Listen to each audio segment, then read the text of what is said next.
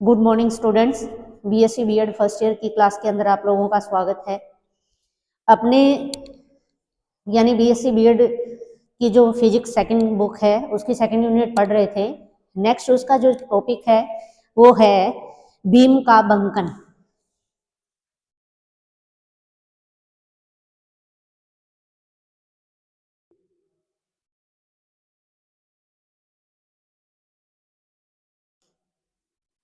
Beam का बंकन अपने टॉपिक पढ़ेंगे। इसके अंदर देखो कुछ डेफिनेशन आपको ध्यान रखनी है। पहले तो कि आप बीम किसको कहोगे, यानी बीम की परिभाषा अपने देख सकते हैं कि एक समान अनुप्रस्थ काट क्षेत्र की क्या हो सकती है, वर्ताकार भी हो सकती है या आयताकार की कोई छड़ जिसकी मोटाई है उसकी लंबाई की तुलना में क्या होनी चाहिए, नगण्य होनी चाहिए। अगर मोटाई कम होगी लंबाई उसकी क्या होगी, ज्यादा होगी। और बंकन की स्थिति के अंदर किसी भी अनुप्रस्थ काट क्षेत्र पर अपरूपण प्रतिबल क्या माना जा सके, उपेक्षणीय या नगण्य माना जाए, तो वो क्या कहलाती है, एक बीम कहलाती है। कोई बीम है, बीम की परिभाषा अपने को देनी है, तो बीम की जो डेफिनेशन है वो आप इस प्रकार से लिख सकते हो कि यदि कोई एक समान अनुप्रस्थ काट क्षेत्र की कोई आयताकार या फिर वर्ताकार छड़ जिसकी मोटाई उसकी लंबाई की तुलना में क्या होनी चाहिए, नगण्य होना चाहिए। और बंकन की स्थिति के अंदर उसके जो प्रति एकांक क्षेत्रफल जो प्रतिक्रियात्मक बल का मान है वो क्या माना जा सके, उपेक्षणीय माना जा सके, तो वो क्या कहलाएगी, बीम कहलाएगी। ठीक है। फिर उसमें देखो थोड़ा सा अपने को ये ध्यान रखना है कि आप लोगों को पता होना चाहिए उदासीन तल, बंकन तल, उदासीन अक्ष ये क्या होती है। तो इसके लिए यानी कोई अपने जैसे एक डायग्राम बनाए,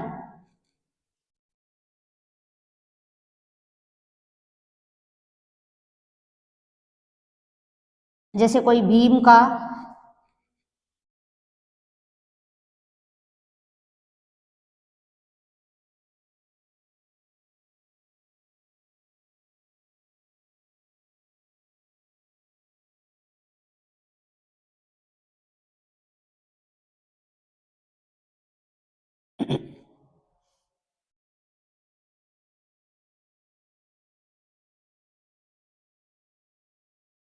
यानी अपने ने ये एक डायग्राम बना लिया। यानी ये क्या है, कोई लंबाई ज्यादा और मोटाई इसकी कम होनी चाहिए, ऐसी कोई एक छड़ ले ली यानी बीम ले ली। इसके अंदर देखो अपने को डिफाइन करनी है तीन चीजें। नंबर एक, बंकन तल किसको कहोगे। नंबर दो, अपने को बताना पड़ेगा उदासीन तल किसे कहेंगे। तीसरा है उदासीन अक्ष। ठीक है। इसके लिए यानी इस बीम की जैसे आपने डॉट डॉट लाइन वाली जो मैं दिखा रही हूं उसकी बात करें,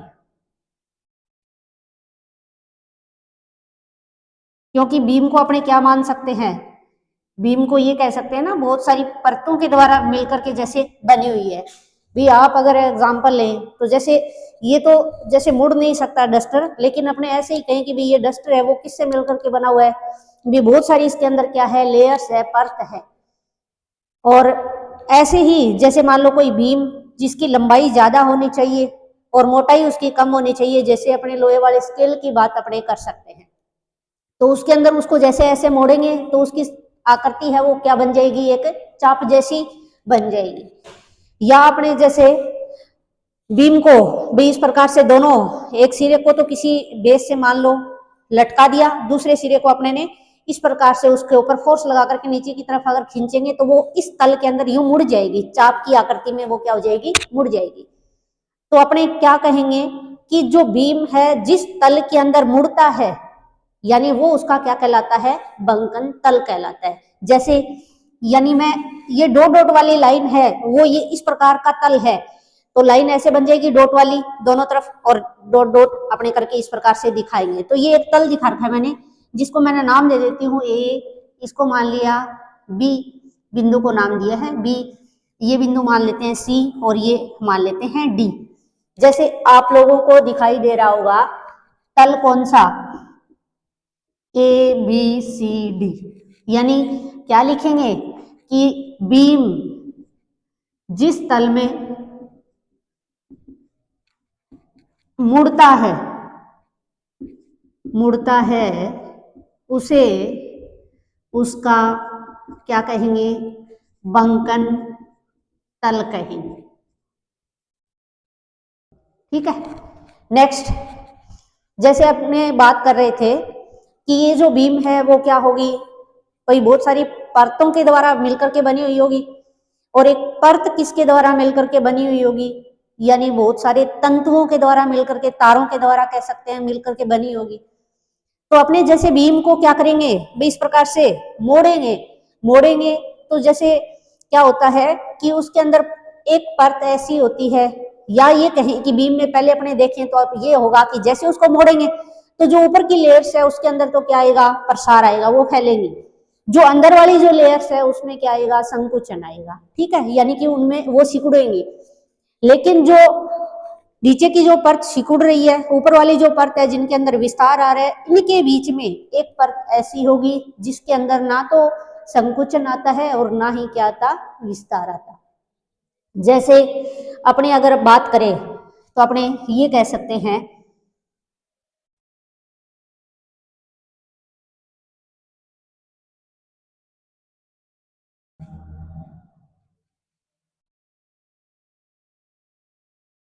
ये आप लोगों को डायग्राम दिखाई दे रहा होगा, इसमें थोड़ा सा समझने की कोशिश करना कि मैंने क्या कहा कि भी अपने जैसे बीम ली, बीम को यानी जैसे ही अपने उसको दोनों हाथों में पकड़ करके, या ये कह दो एक सिरे को दीवार के ऊपर कस दिया, दूसरे सिरे को अपने क्या कर रहे हैं, फोर्स लगा करके मोड़ रहे हैं, तो जैसे वो चाप जैसी आकृति में जैसे मुड़ेगी तो उसके जो ऊपर वाली लेयर्स है उनके अंदर तो क्या आएगा, प्रसार आएगा, और जो नीचे की जो लेयर्स है उनके अंदर क्या आएगा, संकुचन आएगा। जैसे जैसे अपने ऊपर की तरफ चलते जाएंगे, यानी ऊपर वाली परतों की तरफ चलते जाएंगे तो क्या होता जाएगा, यानी नीचे वाली परत की तुलना में ऊपर वाली परत के अंदर ये कह सकते हैं भाई संकुचन का मान कुछ कम होगा। जैसे जैसे और ऊपर चलेंगे संकुचन कम होता जाएगा, कम होता जाएगा। एक परत ऐसी आ जाएगी जिसके अंदर ना तो क्या होगा, संकुचन होगा, ना विस्तार होगा। उससे ऊपर अगर अपने चले तो उसमें क्या होगा, ऊपर वाली परत के अंदर थोड़ा विस्तार ज्यादा, उससे ऊपर वाली में ज्यादा, उससे ऊपर वाली में प्रसार या विस्तार कह दो कि उस लेयर के अंदर क्या होगा, ज्यादा होगा। तो अपने ये जो वो वाली परत ले रहे हैं कि बंकन की स्थिति में जिस परत के अंदर ना तो क्या आता हो, संकुचन आता हो, ना ही क्या आता हो, प्रसार आता हो, तो वो जो तल बनेगा उस बीम का, वो तल क्या कहलाएगा, बंकन, ये उदासीन तल कहलाएगा, यानी उदासीन तल। जैसे नाम से अगर दिखाऊं तो नाम से अपने ये दिखा सकते हैं, यहाँ पे अपने ने इसको मैं P नाम दे दूं, ये Q मान लो, ये R मान लो, और ये S मान लो। ठीक है, यानी एक P Q R S आप लोगों को ये परत, ये तल दिखाई दे रहा होगा। इस तल को P Q R S को आप तल P Q R S, इस तल को क्या बोलोगे, उदासीन तल कहोगे। और आप परिभाषा अगर लिखना चाहो तो अपने ये कह सकते हैं कि बीम में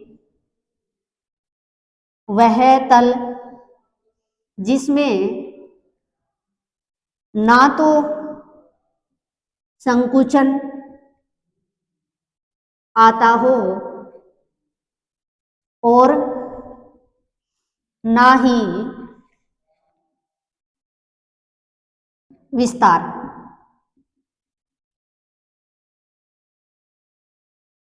वह तल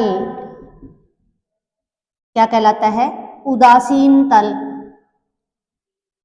कहलाता है। ठीक है, ये बातें दोनों आपको बंकन तल की परिभाषा, उदासीन तल की परिभाषा दोनों आपको ध्यान रखनी है। नेक्स्ट बात करते हैं अपने किसकी, उदासीन अक्ष की।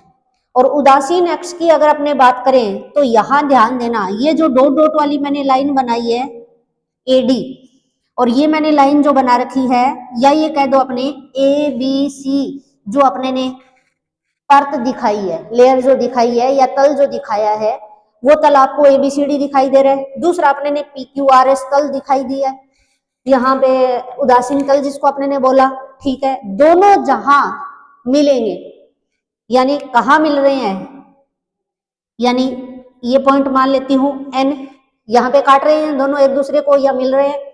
यहाँ पे अगर अपने देखें तो इस पॉइंट के ऊपर, इस बिंदु के ऊपर, जिसको मैं N डैश बोल सकती हूँ, इस बिंदु के ऊपर एक दूसरे को, यानी उदासीन तल और बंकन तल है वो एक दूसरे को क्या कर रहे हैं, काट रहे हैं। और इन बिंदुओं को मिलाने वाली रेखा, इन बिंदुओं को मिलाने वाली रेखा जैसे क्या बन गई, N डैश। कौन सी रेखा, N डैश क्या होगी, उदासीन अक्ष होगी। परिभाषा कैसे लिखोगे, परिभाषा अपने ये कह सकते हैं कि बंकन तल व उदासीन तल जिस बिंदु पर मिलते हैं, जिस बिंदु पर मिलते हैं, वे बिंदु उदासीन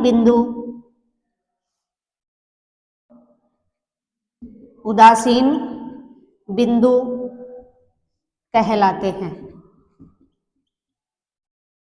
तथा उदासीन बिंदुओं को मिलाने वाली रेखा उदासीन अक्ष कहलाती है।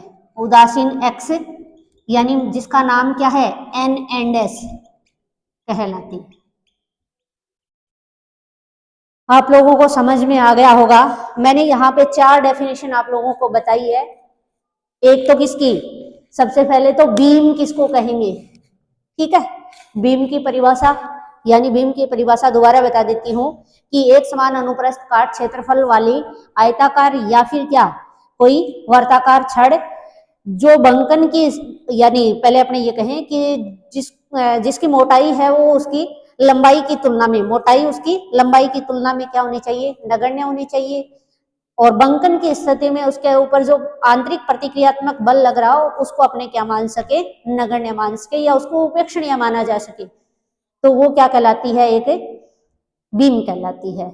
नेक्स्ट अपने बात की, जैसे डायग्राम बना लिया था कोई बीम का, बीम की लेंथ ज्यादा होनी चाहिए, मोटाई उसकी क्या होनी चाहिए, कम होनी चाहिए। डायग्राम में तो अपने ने दिखाने के लिए बनाया है इसको कि भी अपने इसको ऐसे दिखा सकते हैं। यहाँ पे जो डायग्राम बना रखा है उसके अंदर थोड़ा सा ध्यान देना, क्योंकि जैसे ये बीम मान के चलना और इस बीम को जैसे अपने मोड़ रहे हैं इधर ऐसे, तो ये यूं मुड़ जाएगी, भी इस प्रकार से चाप जैसी आकृति में मुड़ जाएगी। तो जिस तल के अंदर ये मुड़ेगी, यानी वो तल इसका क्या कहलाएगा, बंकन तल कहलाएगा। यानी बीम जिस तल के अंदर मुड़ता है उस तल को अपने क्या कहेंगे, बंकन तल कहेंगे।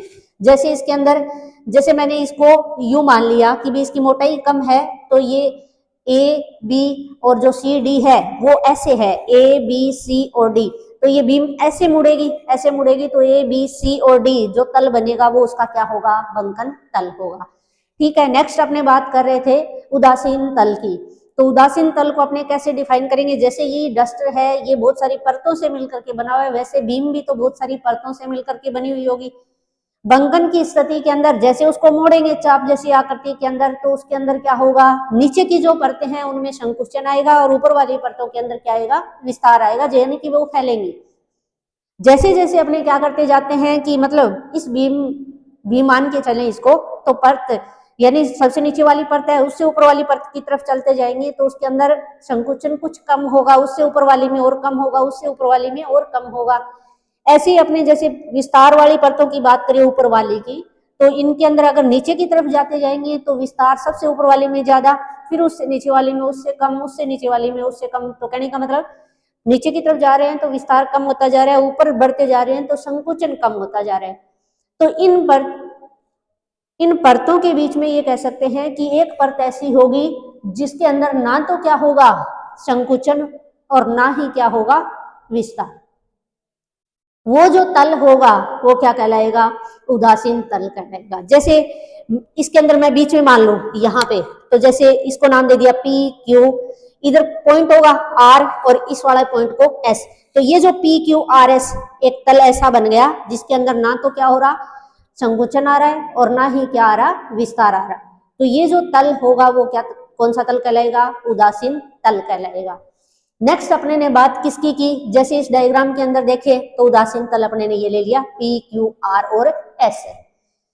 फिर अपने बंकन तल और उदासीन तल को जब अपने पढ़ चुके हैं तो देखो बंकन तल जैसे ये बना, उदासीन तल ऐसे बना, तो कहीं तो मिल रहे हैं दोनों, उदासीन तल और बंकन तल जहां मिलते हैं उस उन बिंदुओं को तो अपने क्या बोल देंगे उदासीन बिंदु। जैसे यानी ये बंकन तल की लाइन हो गई डॉट डॉट वाली, पी एस है वो उदासीन तल की लाइन हो गई, दोनों आपस में काट रही है कहाँ पे, एन पे। इधर देखें तो मान ले कहाँ पे काट रही है, एन डैश पे काट रही है। एन और एन डैश जो बिंदु है वो क्या है, उदासीन बिंदु है। एन और एन डैश बिंदुओं को जब मैंने मिला दिया तो ये एक लाइन बन रही है एन एन डैश रेखा, ये इसकी क्या कहलाएगी, उदासीन एक्स कहलाएगी। ये परिभाषाएं मैंने दोनों तीनों बोर्ड पे लिख रखी है। डायग्राम से मैंने बंकन तल बता रखा है, उदासीन तल बता रखा है और ये उदासीन एक्स बता रखी है। ठीक है, ये आप एक बार और रीड कर लेना। नेक्स्ट जो अपना टॉपिक है वो टॉपिक अपने पढ़ते हैं बंकन आघूर्ण का मान। क्या पढ़ेंगे अपने, बंकन आघूर्ण का मान अपने पढ़े। तो देखो बंकन आघूर्ण अपने किसको कहेंगे, इसकी परिभाषा आप लोगों को सबसे पहले आनी चाहिए। अपने ने जो बीम पढ़ा है उसी से रिलेटेड है बंकन आघूर्ण निकालना।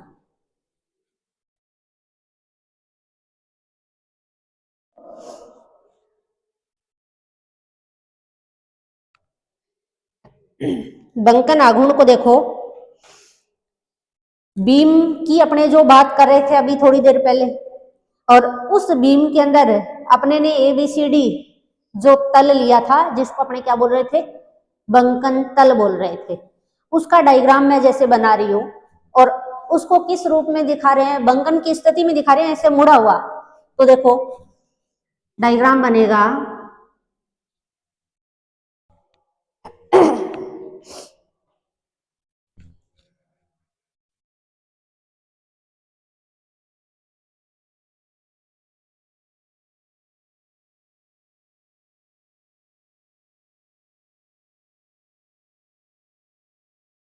यानी A B C और D, ABCD तल है जो बंकन तल अपने कह रहे हैं वो है। नेक्स्ट इसके अंदर अपने दिखा रहे हैं उदासीन एक्स। अभी अपने ने पढ़ा था कि उदासीन तल और बंकन तल जिस बिंदु पर काटते हैं वो उदासीन बिंदु होते हैं, उनको मिलाने वाली जो रेखा है वो क्या होगी, उदासीन एक्स होगी। इसके अंदर अगर अपने दिखाएं तो जैसे इसके बिल्कुल बीच में एन और ये कहूं एन डैश, ये क्या है उदासीन एक्स है, एन एन डैश। अगर अपने देखो इस डायग्राम के अनुसार अगर देखें तो क्या होगा, इसके अंदर जो लेयर्स हैं परतें हैं, यानी इसके परत के अंदर बहुत सारे तंतु है, तंतु यानी बहुत सारे ये मान लो कि भी जैसे वायर से बनी हुई है, तारों से बनी हुई है।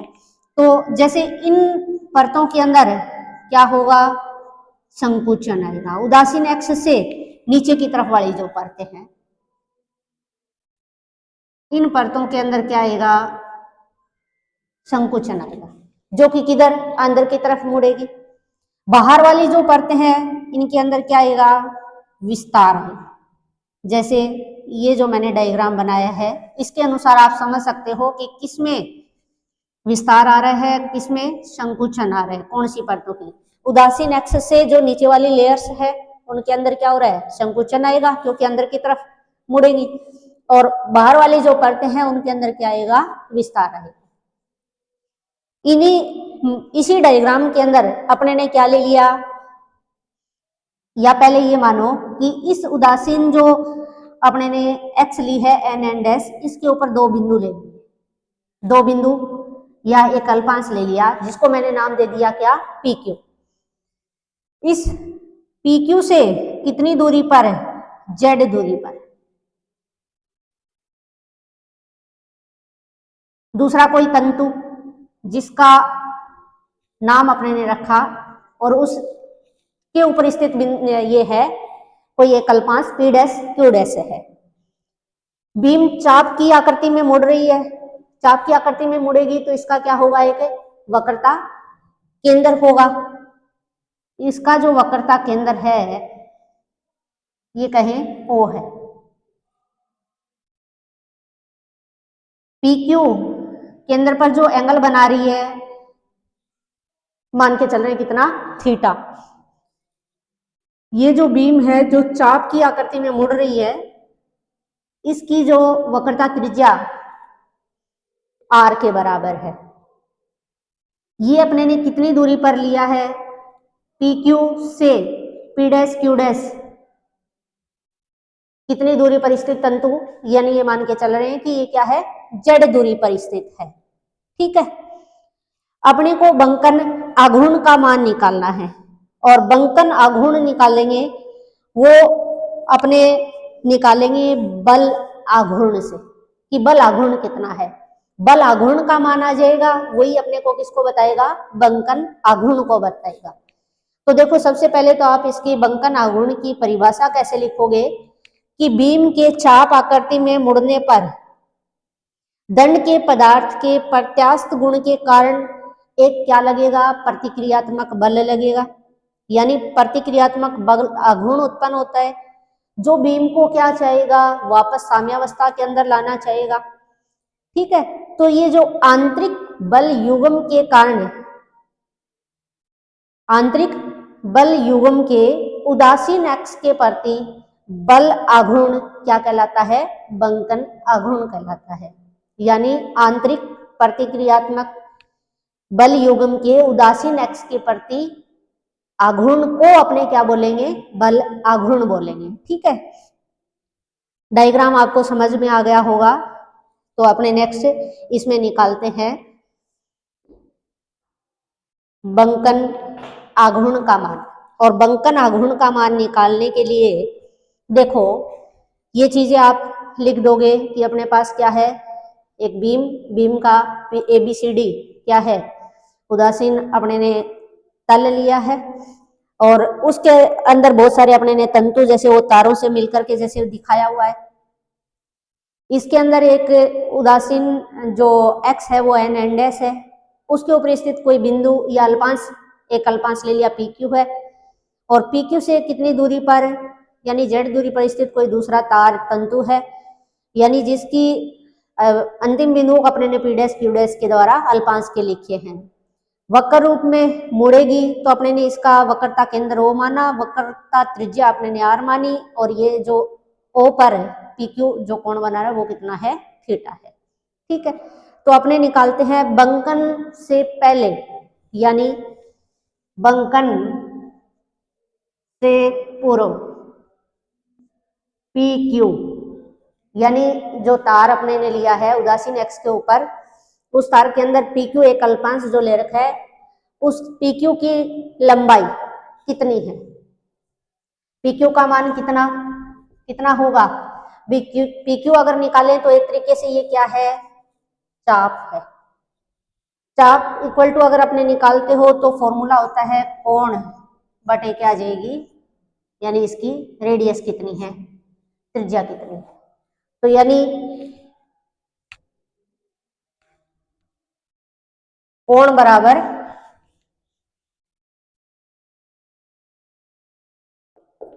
कोण बराबर होता है चाप बटे त्रिज्या। कोण कितना थीटा, चाप कितना पी क्यू और त्रिज्या कितनी आर। तो जैसे अपने पी क्यू निकालेंगे तो क्या आ गया आर इंटू थीटा। ठीक है, इस फॉर्मूले से देखो बंकन से पहले यानी ये मान लो ऐसे थी बीम और उसके अंदर बंकन उदासीन तल था, उसके उस तल के ऊपर अपने ने कोई अल्पांश जो पी क्यू लिया है, एक तंतु ले रखा है।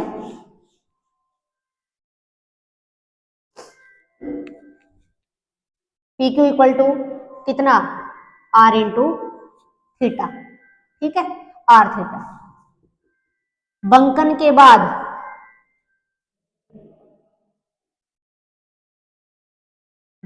बाद कितना होगा, बंकन के बाद पी डैश क्यू डैश तंतु की लंबाई, जिसका मान कितना R plus Z into theta, R plus Z into theta, समीकरण नंबर 2। यानी इसके अंदर विस्तार कितना हुआ, इस तंतु की लंबाई में वर्दी कितनी हुई, तार की लंबाई या तंतु की लंबाई में वर्दी कितनी, बड़ा P dash Q dash minus क्या कर दें पी क्यू, जिससे P dash Q dash R theta plus Z theta, अंदर गुना करवा दिया थीटा का, माइनस आर थीटा। ये देखो आर थीटा माइनस का प्लस का ये कट जाएंगे, वैल्यू आ गई किसके बराबर जेड थीटा के। ये अपने ने क्या निकाला है, तंतु की लंबाई में वर्दी कितनी हुई वो अपने ने निकाली, जो किसके बराबर आ गई जेड थीटा के बराबर आ गई। नेक्स्ट अपने निकाले तार है जैसे या तंतु है तो उसके अंदर विकृति कैसी होगी, अनुदैर्ध्य विकृति होगी। तो अनुदैर्ध्य विकृति जो होगी उसका मान निकाल लेते हैं, अनुदैर्ध्य विकृति। अनुदैर्ध्य विकृति बराबर फॉर्मूला आपने पढ़ रखा है कि लंबाई में परिवर्तन बटे प्रारंभिक लंबाई, लंबाई में परिवर्तन या वृद्धि जो भी है जेड थीटा अपॉन किसके प्रारंभिक लंबाई यानी आर थीटा। थीटा से थीटा कट जाएगा, अपने पास आ गया जेड अपॉन आर। कहने का मतलब ये है कि जो विकृति का मान है वो किसके ऊपर डिपेंड करेगा, यानी जेड पर। जो अपने ने पी क्यू और से कितनी दूरी पर, जेड दूरी पर पी डैश क्यू डैश दूसरा तंतु दिया, वायर लिया है, तार लिया है, इस तार की जो दूरी है वो जेड है, यानी जेड का मान जितना ज्यादा होगा विकृति का मान क्या होगा उतना ही ज्यादा होगा। अपने ने निकाल लिया अनुदैर्ध्य विकृति, अनुदैर्ध्य विकृति जिसका मान आ गया जेड अपॉन आर। समीकरण नंबर बोल देते हैं 4। तनन देखो अपने ने पढ़ा था प्रतिबल, और प्रतिबल के दो मान पढ़े थे, एक होता है तनन प्रतिबल और एक होता है संपीड़न प्रतिबल। जब ये कहें कि लंबाई में वृद्धि हो रही है तो प्रतिबल कैसा तनन प्रतिबल, और लंबाई में अगर क्या आ रही है कमी आ रही है तो अपने संकुचन प्रतिबल लिखते हैं। तो तनन प्रतिबल है, यहाँ पे अपने निकाल लेते हैं पदार्थ का यंग प्रत्यास्थता गुणांक, यानी पदार्थ का यंग प्रत्यास्थता गुणांक, यंग प्रत्यास्थता गुणांक जिसको अपने किससे लिखेंगे y से। y बराबर प्रतिबल अपोन विकृति, अनुदैर्ध्य प्रतिबल अपोन अनुदैर्ध्य विकृति बोलते हैं, लेकिन यहाँ प्रतिबल कैसा तनन प्रतिबल, लंबाई में वृद्धि हो रही है, तनन प्रतिबल अपोन क्या जाएगा अनुदैर्ध्य विकृति। तनन प्रतिबल निकालें तो तनन प्रतिबल बराबर आ गया y इंटू अनुदैर्ध्य विकृति। ठीक है, तनन प्रतिबल बराबर y इंटू अनुदैर्ध्य विकृति कितनी है, समीकरण नंबर 4 से वैल्यू रख दो z अपॉन आर, मतलब वैल्यू आ गई z upon R into Y, किसका मान तनन प्रतिबल का। समीकरण नंबर आ गई अपने पास 5। यानी अपने ने पढ़ लिया क्या निकाला तनन प्रतिबल का मान अपने ने निकाला है। अपने पढ़ क्या रहे हैं? बंकन आघूर्ण। क्या पढ़ रहे हैं? बंकन आघूर्ण। बंकन आघूर्ण अपने पढ़ रहे हैं। तो सबसे पहले तो इसकी परिभाषा कि जब किसी बीम को चाप आकृति में मोड़ने पर यानी बीम के प्रत्यास्थता गुण के कारण वो क्या चाहती है, यानी उसके अंदर आंतरिक प्रतिक्रियात्मक बल लगता है जिसके कारण वो वापस अपनी पूर्व वाली या अपनी साम्यावस्था में आने का प्रयत्न करती है। साम्यावस्था में आने का प्रयत्न करती है तो देखो आंतरिक जो बल युग्म के उदासीन अक्ष के प्रति जो आघूर्ण होगा वो उसका क्या कहलाएगा? बंकन आघूर्ण कहलाएगा। ये आप परिभाषा इसके अंदर लिख दोगे। नेक्स्ट अपने ने क्या किया? डायग्राम देखो, कोई बीम है, बीम अपने ABCD और उसको अपने ने किस रूप में मोड़ लिया? चाप की आकृति के अंदर मोड़ लिया। उसकी जो लेयर्स अपने ने दिखाई है या तंतु जो तार दिखाए हैं इसके अंदर उनको अपने ने दिखाया है कि भी उदासीन एक्स तो या उदासीन वाला तो वो जाएगा NN डैश, जिसके अंदर ना तो क्या आता लेंथ में वृद्धि आती ना उसके लंबाई में क्या होती? कमी होती।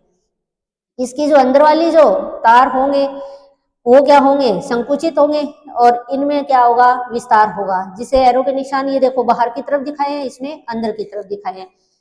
इसको ऐसे मोड़ेंगे तो चाप की आकृति में मुड़ जाएगी, जिससे इसका वक्रता केंद्र अपने ने ओ कोण बन रहा है थीटा, और अपने ने इस उदासीन जो NN डैश एक्स है उसके ऊपर दो बिंदु लिए P और Q। PQ जो कोण बना रहे हैं वो थीटा बना रहे हैं, रेडियस है वो इसकी कितनी है? R है। इससे कितनी दूरी पर? Z दूरी पर एक क्या ले लिया? दूसरा कोई तंतु लिया है जिसके ऊपर P डैश Q डैश स्थित है, उसकी दूरी PQ से कितनी है? Z है। तो देखो अपने निकालते हैं कि इसके अंदर पहले ये था PQ वाली पोजीशन में, मान लो बंकन के बाद आ गया P डैश Q डैश, तो इसके अंदर विस्तार हुआ। विस्तार कितना हुआ उससे अपने अनुदैर्ध्य विकृति निकाल लेंगे, जिसे अपने ने बंकन से पहले कितनी है?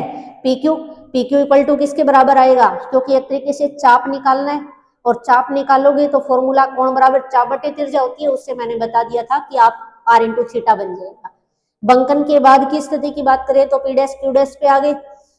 P डैश Q डैश की अगर बात करेंगे तो पहले रेडियस यहाँ R थी, अब R में कितना और ऐड हो जाएगा? Z, तो R plus Z into theta. समीकरण नंबर 2 अपने निकाल लेते हैं कि इस तार की लंबाई में वृद्धि कितनी हुई।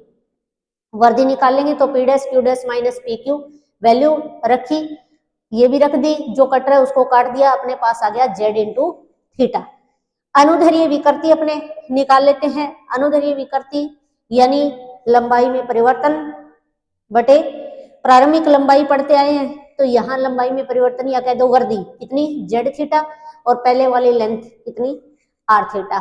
थीटा से थीटा कट जाएगा, Z अपॉन क्या आ गया? R। अनुदैर्ध्य विकृति अपने पास आ गई Z अपॉन R। ये कह सकते हो विकृति का मान डिपेंड करेगा किसके ऊपर? दूरी पर। PQ से दूरी कितनी है, जैसे Z के समानुपाती है। अपने निकालते हैं फिर आगे पदार्थ का यंग प्रत्यास्थता गुणांक। तो यंग प्रत्यास्थता